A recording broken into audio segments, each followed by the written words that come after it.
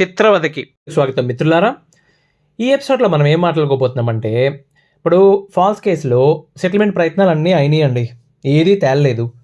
So వాళ్ళు ఏం చెప్పారంటే, చివరికి ఏం చెప్తారు, ఏమీ తేలినప్పుడు బాబు వెళ్ళి కోర్టులో తేల్చుకోండి, మీకు మిగతా విషయాలు ఉంటే కోర్టులో తేల్చుకోండి. మనం ముందు అనుకున్నట్టు రెండే ఆప్షన్స్ ఉన్నాయి. ఒకటి సంధి ప్రయత్నం, అంటే సెటిల్మెంట్ కోసమో కాంప్రమైజ్ కోసమో ప్రయత్నించడం, అది కుదిరిన పక్షంలో పోరాటం చేయటం.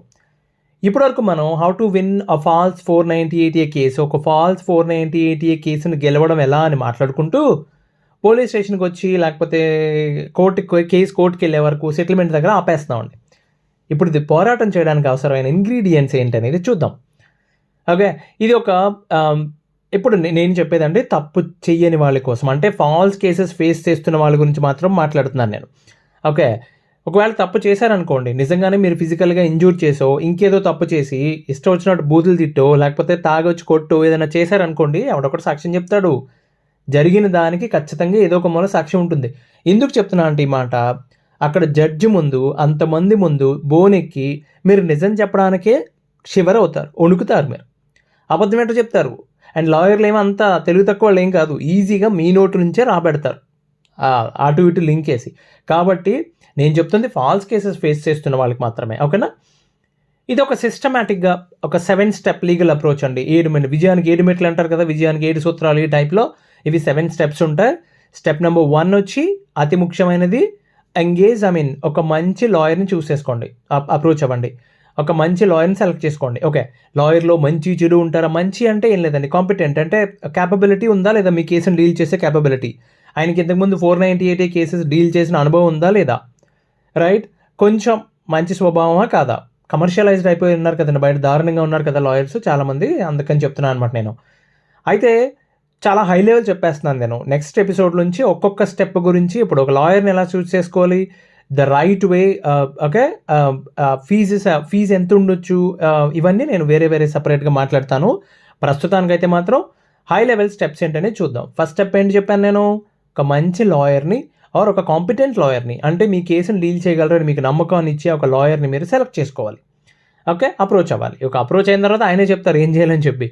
సో స్టెప్ 2, సెకండ్ స్టెప్, ఈ స్టెప్ దాటితే మీరు మెజారిటీ ఆఫ్ ద హర్డిల్స్, అంటే మెజారిటీ ఆఫ్ ద ప్రమాదాలన్నీ దాటేసినట్టేనండి మీ కేసులో. ఏంటి తెలుసా, అరెస్ట్ అయ్యే ప్రమాదం నుంచి బయటపడాలి, దాన్ని తప్పించుకోవాలి. మీరు కానీ మీ ఫ్యామిలీ మెంబర్స్ కానీ దీని నుంచి తప్పించుకోవాలి. ఎట్టి పరిస్థితుల్లోని దీంట్లో అడిగేయకూడదు. తప్పక జరిగిందంటే ఇంకా మన కర్మ, ఇంకా అది తర్వాత విషయం తర్వాత, కానీ జరగకుండా ముందు బయటపడాలండి. అది ఎలా బయటపడాలి? రకరకాల ఆప్షన్స్ ఉన్నాయి. మీరు ఇన్వెస్టిగేషన్ కోఆపరేట్ చేస్తూనే పక్క నుండి యాంటిసిపేటరీ బెయిల్కి ట్రై చేయటము, కోర్ట్ని అప్రోచ్ అయ్యి మిస్యూజ్ మీద you can approach the court against the misuse of the sections, false 498 అని చెప్పి అప్రోచ్ అవ్వచ్చు. క్వాష్ పిటిషన్ ట్రై చేయొచ్చు. నేను డీటెయిల్గా చెప్తా, నేను సపరేట్ ఎపిసోడే చేస్తాను దానిపైన, డీటెయిల్గా చెప్తా అరెస్ట్ ప్రమాదం నుంచి తప్పించుకోవడం ఎలా. ఓకే, ఒకవేళ పోలీస్ స్టేషన్లో నిర్బంధించి, నేను పోయిన ఎపిసోడ్లో చెప్పానే, కూర్చోబెట్టి సెటిల్మెంట్ పేరుతో మీరు మా మాటలకు ఒప్పుకుంటే ఓకే, లేకపోతే అరెస్ట్ చేస్తామంటే బయటపడడం ఎలా, అలాంటి వాటిని తప్పించుకుని చెప్పి నేను చాలా క్లియర్గా చెప్తాను మీకు. అది స్టెప్ నెంబర్ 2 అండి. స్టెప్ నెంబర్ 3 వచ్చి, మీ ఫ్యామిలీ పైన ఈ కేసెస్, ఈ లీగాలిటీ, ఈ గోల, ఇలా కేసెస్ అయిన వాళ్ళ ఫ్యామిలీస్లో మీరు చూడండి 24/7 దాని గురించే ఆలోచిస్తుంటారు, దాని గురించే మాట్లాడుతుంటారు. ఆ ఇంపాక్ట్ ఎంతవరకు వీలైతే అంతవరకు తగ్గించాలండి.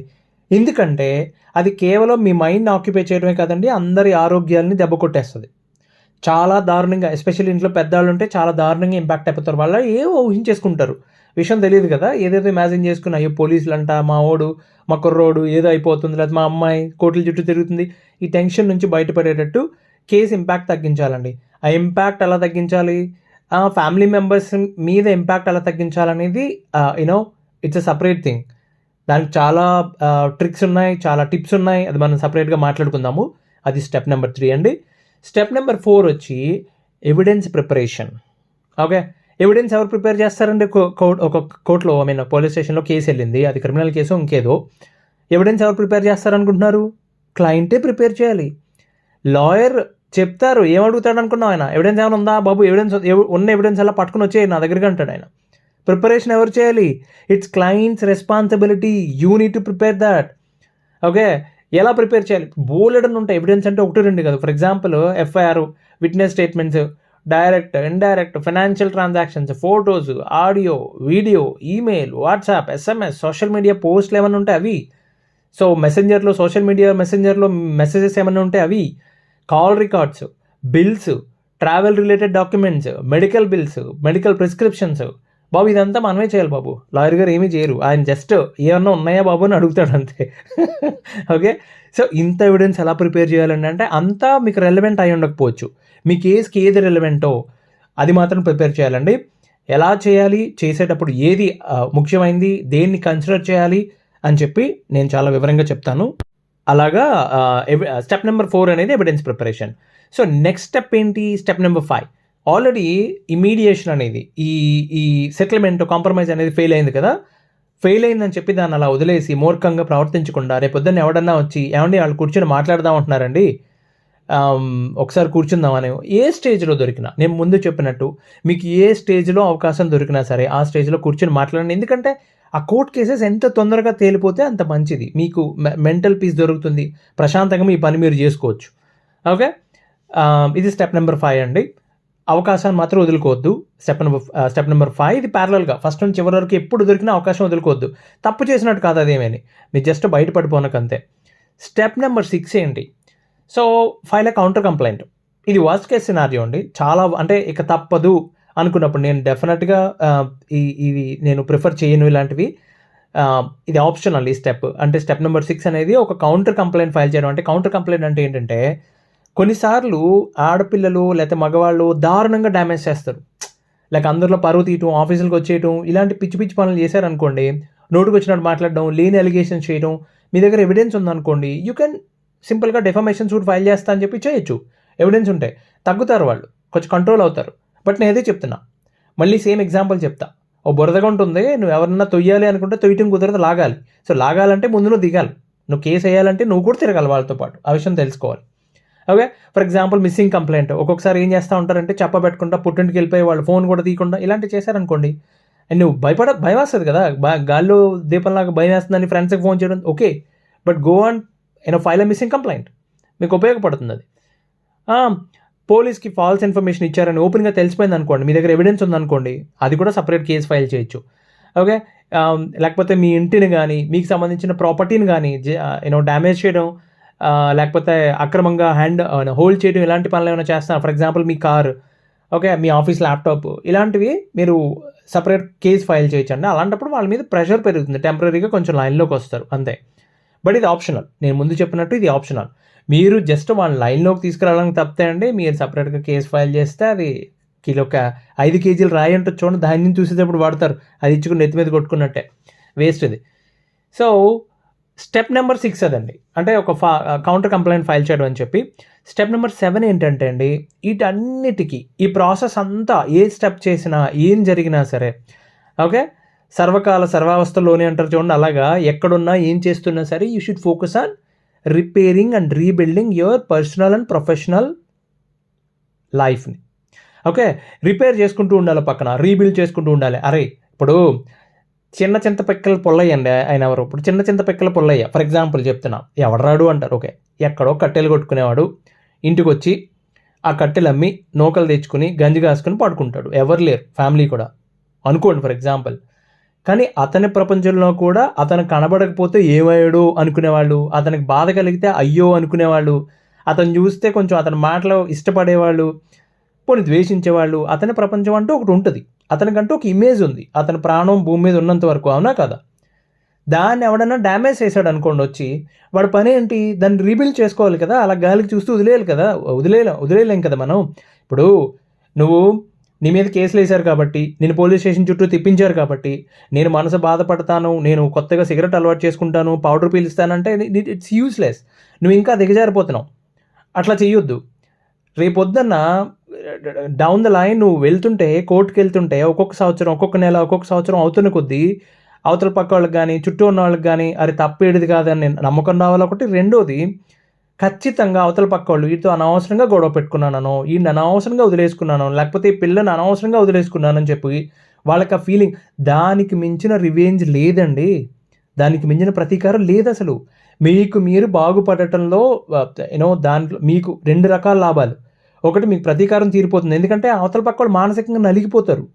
వీడు ఇంత చేసినా కానీ వీడు ఎదుగుతున్నాడు ఏంది అని చెప్పి. ఆర్ అమ్మాయిలు కూడా నేను నాకు పర్సనల్గా ఒక కేసు తెలుసండి. అసలు భలే భలే ఇన్స్పైరింగ్గా ఉంటుంది, చెప్దాం, మాట్లాడుకుందాం అది. So start rebuilding your life. మీరు కేసులు వేసినంత మాత్రాన ఏదో అబ్బో మన దగ్గర కొన్ని వేల కోట్లు దొబ్బేసే వాళ్ళు హ్యాపీగా గాలి తిరిగేస్తున్నారు బయట, హెలికాప్టర్లు వేసుకుని, విమానాలు వేసుకుని, ఎవడో పట్టించుకోవట్లేదు వాళ్ళకి లేని సిగ్గు మనకెందుకు, ఏ తప్పు చేయకుండా. అవునా కదా? ఇవే స్టెప్స్ అండి. నేను ఏమేం చెప్పాను? ఫస్ట్ స్టెప్ ఏంటి? మంచి లాయర్ని చూస్ చేసుకోండి, అరెస్ట్ అయ్యే ప్రమాదం నుంచి బయటపడండి. స్టెప్ నెంబర్ 2, స్టెప్ నెంబర్ 3 వచ్చి ఫ్యామిలీ పైన ఇంపాక్ట్ని తగ్గించండి. స్టెప్ నెంబర్ 4 వచ్చి జాగ్రత్తగా ఎవిడెన్స్ ప్రిపేర్ చేసుకోండి. స్టెప్ నెంబర్ 5 వచ్చి కంటిన్యూ ఫర్ మీడియేషన్. ఎప్పుడు ఆపర్చునిటీ వచ్చినా సరే మీరు సంధికి కానీ లేకపోతే కాంప్రమైజ్కి, సెటిల్మెంట్కి రెడీగా ఉండండి, మీ కండిషన్స్తో బ్యాలెన్స్డ్గా, నాట్ మొత్తం లొంగిపోయి కాదు. ఓకే. స్టెప్ నెంబర్ 6 వచ్చి ఇది ఆప్షనల్ స్టెప్. అవసరమైతే తప్ప వర్స్ట్ కేసులో కౌంటర్ కంప్లైంట్ ఫైల్ చేయడానికి వెనకాడకండి వాళ్ళని లైన్లోకి తీసుకురావడానికి. స్టెప్ నెంబర్ 7 వచ్చి focus on repairing and rebuilding your personal brand, your personal life. మీ ఇమేజ్ని మీరు బిల్డ్ చేసుకోండి, మళ్ళీ రీబిల్డ్ చేసుకోవాలి. ఎందుకంటే హోల్ పడింది కదా, ఎవడో వచ్చి సడన్గా ఏదో అనేసాడు కదా మిమ్మల్ని. తప్పదు ఈ ఎఫర్ట్ పెట్టాలి మనం, పెట్టకపోతే కష్టం. ఓకే. సో దానికి చాలా ఇన్స్పైరింగ్ స్టోరీస్ ఉన్నాయి నా దగ్గర. ఇన్ఫ్యాక్ట్ నేనేం చేశానో బయటపడడానికి కూడా చెప్తా. నాకు అది చాలా హెల్ప్ అయింది. తర్వాత ఇన్ఫ్యాక్ట్ ఒక కేసులో హెల్ప్ కూడా అయింది నాకు, అది నేను చేసిన పని. ఓకే. సో ఇవన్నీ గెలవడానికి కొన్ని టిప్స్ ఉన్నాయండి. ఓకే. ఈ 7 స్టెప్స్ ప్రాసెస్లో గెలవడానికి కొన్ని టిప్స్ ఉన్నాయి, ఫాస్ట్గా చెప్పేస్తాను. సో ఇది ఇప్పుడు ఈ విన్ అవడం అనేది వంట చేయడం అనుకుందాం. ఈ ఫాల్స్ కేసుని విన్ అవడానికి దీనికి కావాల్సిన అతి ముఖ్యమైన ముడి పదార్థాలు ఆర్ ఇంగ్రీడియంట్స్ ఏంటంటే సహనం. బోల్డ్ అంత పేషెన్స్ కావాలి, సీతాదేవికి ఉన్నంత పేషెన్స్ కావాలి, తప్పదు. అంత పేషెన్స్ ఎందుకురా అంటే, కోర్టుకి వెళ్ళినోడే ఎవరన్నా అడగండి, మీకు తెలుస్తుంది వాడికి ఎంత పేషెన్స్ కావాలో చెప్తాడు. చేసే ప్రయత్నంలో పేషెన్స్ కావాలి, కన్సిస్టెన్సీ కావాలి, అంటే స్థిరంగా ప్రయత్నించడం. ఒకసారి వెళ్ళి ఒకసారి వెళ్ళకపోవడం ఇట్లా ఉండొద్దండి. ఓకే. వెళ్ళకపోతే మీరు వెళ్ళలేనట్టు రిప్రజెంటేషన్ ఉండాలి అక్కడ, అంత కరెక్ట్ ఉండాలి. పర్సిస్టెంట్గా అంటే మొండి, ఇది అవ్వాలి అంటే అవ్వాలి అంతే. ఏమంటే ఒక గంట టైం పడుతుంది కూర్చోండి అన్నారు అనుకో, బాబు వాళ్ళు కుదరదులంటే రేపు వస్తానంటే రేపు వస్తే అది అవ్వదు. అది కూర్చోండి 1 అవర్, ఏమైపోయింది? చేతిలో ఫోన్ ఉంది, ల్యాప్టాప్ ఉంది, కూర్చో, నీకు అవసరమైతే పని చేసుకో అక్కడే కూర్చొని, ఆయన టైం అయ్యే వరకు. అది ఎవరన్నా కానీ. ఓకే. Understand the legality. నా నేను అన్నట్టు లైక్ పిటిషన్ అంటే, నా వకాలత్ అంటే, ఆయన ఎవరో ఒక లాయర్ అండి, ఒక కోర్టులో ఆర్సీఆర్ కేసు ఉంది సార్ ఇవ్వాలంటే, ఆయన పాపం 2 గంటలు నాకు కూడా తిరిగిన తర్వాత ఎవరు జూనియర్ లాయర్ సన్నగా వచ్చి, సార్ ఆర్సీఆర్ అంటే ఏంటండి అని అడుగుతున్నాడు. మాస్టారు నేను క్లయింట్ అండి, మీరు లాయర్ అండి, నన్ను అడగకూడదని చెప్పి, రిజిస్ట్రేషన్ ఆఫ్ కాంజుగల్ రైట్స్ అండి, దాని గురించి ఆయన ఆర్సీఆర్ అంటే ఏంటండి సార్ అని అడుగుతున్నాడు లాయర్. సో కాబట్టి మీకు తెలియాలి, వాళ్ళకి తెలిసినా తెలియకపోయినా పర్లేదు, మీకు తెలియాలి. Know the reality, responsibilities. Lawyer చాలామంది తప్పుగా అర్థం చేసుకుంటారు. లాయర్ రెస్పాన్సిబిలిటీ మీ కేసును రిప్రజెంట్ చేయడం మాత్రమే, మీ కేసును నడిపించేది, మీ కేసుకి అవసరమైన పాయింట్స్ అన్నీ అందించేది, ఎవిడెన్స్ ఇచ్చేది, ఆ ఎవిడెన్స్ని రైట్ టైంకి అందించేది అంతా క్లయింట్దే బాధ్యత. నేను చాలా డీటెయిల్గా చెప్తాను అది. నాకు 1, 2 కాదండి, magistrate court, sessions court, district court, high court, ఇలా రకరకాల కోర్టులో పడ్డాను నేను. వేరే లాయర్స్, వేరే స్టేట్స్. సో నాకు చాలా బాగా తెలుసు ఈ విషయం. ఓకే. నెక్స్ట్ టిప్ ఏంటంటే అవాయిడ్ సోషల్ మీడియా అండి. మీరు ఎమోషనల్గా డ్యామేజ్ అయిపోయి ఉంటారు ఆల్రెడీ. పిచ్చి పోస్టులు పెట్టడం, ఎవరినో ఏదో అనటం, వేరే వాళ్ళ గురించి మాట్లాడడం అనవసరం అండి ఇదంతా. ఓకే. అంటే మీ అవతల పక్క వాళ్ళు అనవసరం ఇదంతా. ఇవి ingredients. Last but the most crucial, okay, last tip ఇది, కానీ చాలా ఇంపార్టెంట్. ఫైట్ ద రైట్ వే. డబ్బుల విషయంలో భారీగా ఖర్చు పెట్టొద్దండి ఇనీషియల్ స్టేజ్లో. ఓకే. ఎవడో అంటాడు, ఈ కేసు తేల్చేద్దాం సార్, నేను లాయర్ని ఇలాగా అయింది, డబ్బులు అవుతాయి నాకు. నేను చూసాను రీసెంట్గా జరిగిన ఇన్సిడెంట్, ఐ వాజ్ షాక్డ్. ఏంటి అంత ఫీజు అడిగాడు ఆయన అని చెప్పి. ఈ ఫీజు ఇస్తే మీ కేసులన్నీ గెలిపిస్తా. కరెక్టే. ఇప్పుడు కేసులు గెలిపిస్తామని నీకు ఫీజు ఇచ్చేస్తే మేము, అన్ని డబ్బులు నీకు ఇచ్చేస్తే మేము ముందు రేపొద్దున సెటిల్మెంట్ అవ్వాల్సి వస్తే డబ్బులన్నీ పోయినట్టేగా. కాబట్టి ఇనీషియల్ స్టేజ్లో ఇప్పుడు సెటిల్మెంట్ అయితే ఓకే, బట్ అదర్వైజ్ ఎప్పుడు కూడా ఇన్స్టాల్మెంట్స్ కొద్దిగానే ఖర్చు పెట్టండి. ఓకేనా. లైక్ ఫర్ ఎగ్జాంపుల్ పెద్ద లాయర్స్ని హైర్ చేయడం తప్పది, అలాంటి పనులు చేయొద్దు, అంత అవసరం లేదు మనకు. మనం ఏమి టాటా కేసులు కాదు ఇవి, ఇవేమి పెద్ద కేసులు కాదు. ఫాల్స్ 498A గృహహింస చట్టం అని చెప్పారు, చూద్దాం ఏం జరుగుతుందో. కంగారు పడి పెద్ద లాయర్స్ దగ్గరికి వెళ్ళిపోకండి. మీరు తప్పు చేస్తుంటే ఎవడేం చేయలేడు, వెళ్ళండి, మీ కర్మ, మేమేం చేయలేం. మెయింటెనెన్స్ కేసు అండి. సో చైల్డ్ మెయింటెనెన్స్ మీ పిల్లలు ఎవరైనా ఉంటే వాళ్ళ బాధ్యత తీసుకోవాలి, తప్పదది. నేను దాని గురించి ఏం చెప్పను.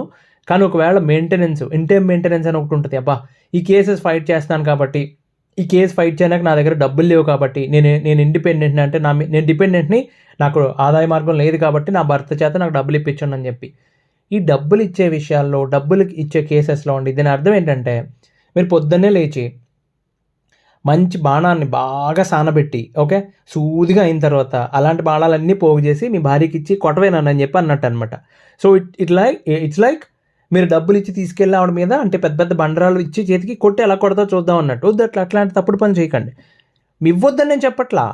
ఇలాంటి ఇంటర్మ్ మెయింటెనెన్స్ లాంటి కేసెస్ ఉంటాయి కొన్ని. అంటే కేసు నడిచే వరకు, ఆవిడకి కేసు నడిచినంత కాలం డబ్బులు ఇవ్వాలి నువ్వు, ఓకే. సో ఇది చాలా ఘోరంగా ఉంటుంది.